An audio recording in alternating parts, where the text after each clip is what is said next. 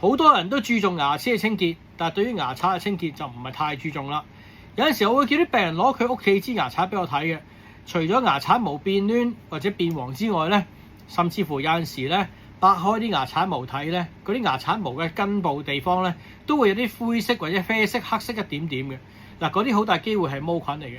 記住咧，牙刷清潔得唔好嘅話咧，含菌量會係非常之高嘅，亦都係細菌嘅溫床嚟嘅。點解咧？因為第一，牙膏本身好多咧都冇呢個抗菌成分嘅，咁好多時咧佢只係作為一種清潔劑，幫你輕輕磨走牙面上面嘅細菌膜啦，又或者係分解一啲嘅油性嘅一啲嘅物質。但係咧，對於一啲譬如你刷完牙之後口水裡面嘅蛋白質，佢並冇分解嘅能力嘅。你刷完牙之後唔清潔牙刷嘅話咧，就會令到呢啲嘅可以分解嘅成分咧就養細菌啦。嗱，所以記住咧，刷完牙之後最好揾啲暖水，再加啲清潔劑，例如係咩清潔劑咧？洗手梘液，含有殺菌成分嘅洗手梘液，捽乾淨佢再過水。